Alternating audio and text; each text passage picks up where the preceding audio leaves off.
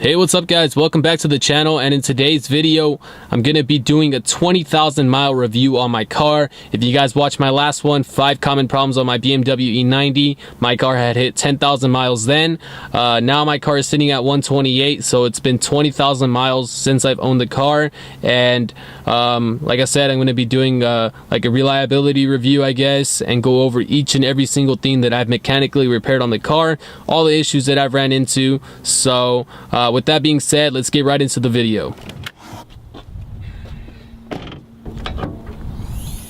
Before I get into this, I do want to mention that almost every single repair on this car has been DIY'd except for one in particular, and I'll get into that later in the video as to why I decided to take it to a mechanic. But yeah, for the most part, everything has been DIY'd. So unfortunately, I won't be able to include the labor cost, but I will try my best to include the price or the amount of money spent on each repair. Alright, so starting off from the top of the engine bay, as mentioned in my last video, 5 common problems with my BMW E90. I first replaced my valve cover gasket. So I bought the parts from BavarianAuto.com and they all totaled out to be about $100 or so. I bought a valve cover gasket, the valve cover gasket aluminum bolts, sealant for the gasket itself, the eccentric shaft sensor seal, and the Valvetronic mortar. And when I was doing my valve cover gasket job, I discovered that the crankcase breather hose, which is on the earlier model E90, such as the 2006 325i and 330i's, and I have a 2006 330i, so I have that crankcase breather hose that attaches to the back of the valve cover. Mine was broken. So basically what the crankcase breather hose is, it's a system that captures oil vapor developed in the valve train, and its job is to return that oil to the oil pan. And the problem with mine was that it was obviously broken, so all that oil that was captured in the valve train was leaking at the back where that hose was broken. So I went out to BMW, found the part for $135. You could find it online for like 60 bucks, but I needed to piece my car back together that weekend because I needed it for work the following week, so I had to get it from BMW and just get ripped off. But yeah, you can find it online for like 60 bucks, and again, this is only on the earlier model E90s if I'm not wrong. The next thing I repaired was my lower radiator hose. So you guys can't really see it, but it's down there, and I'm sure you guys know where it's at. So mine was leaking just a little bit, a couple drops every night. So I went to my local auto parts store, found it for about less than $50, give or take, replaced it, very simple DIY, and that resolved my issue. So about 2 weeks later, my upper radiator hose bursted open on the highway, and that's the only time that my car has left me stranded. So I went to my local auto parts store again, found it for about less than 50 bucks again, replaced it myself, very simple, just a couple clips and removing the air box. So the next thing that went out on my car was my water pump and my thermostat. You can't really see it from here, but it's located near the lower radiator hose, which is right there.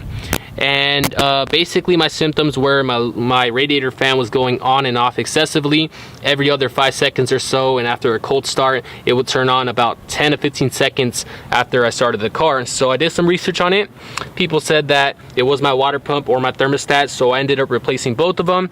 Bought it off of Amazon for less than 350 bucks for both, and both of them were aftermarket, but they seem to work just as fine as the original ones. So yeah, I have about 10,000 miles with that water pump and thermostat, and I haven't ran into any issues so far. So the next thing that I replaced after doing my water pump and thermostat was a bad ignition coil. I went ahead and replaced all 6, so I don't have to do the work twice if one of my other ignition coils decided to fail. You don't have to, you can just replace the one that's just failing, but me, I don't want to do the work twice, so I went ahead and replaced all 6. Each were about $25 off of Amazon, and those are located underneath this cover. Just remove all those plastics, get to removing this cover, and they're located right underneath. The next thing that I replaced on my car was one of my Van Oss solenoids, which was the intake one. From what I've read on the forums, these get dirty and they'll throw a fault code, so before buying a new one like I did, go ahead and clean it, put it back in, and see if you still have the fault code. I bought a new one off of Amazon and it was $100. I should have cleaned it, but yeah, I had already bought it because I didn't know. And lastly, as far as my engine goes, I had my oil pan gasket replaced, and that's the only one that I didn't do myself. Reason being is because this is a pretty difficult job to do in your driveway if you don't have the proper tools.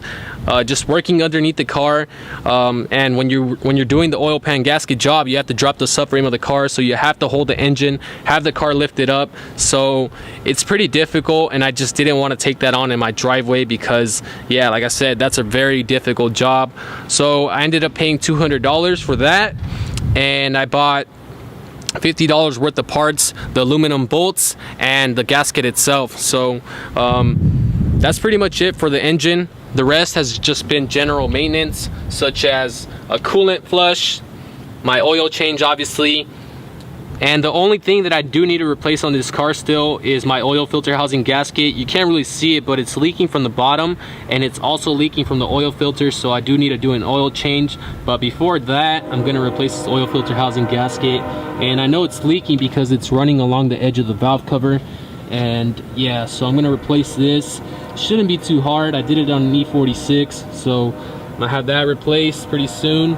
And yeah, like I said, other than that, it's just been regular maintenance, coolant flush, oil change,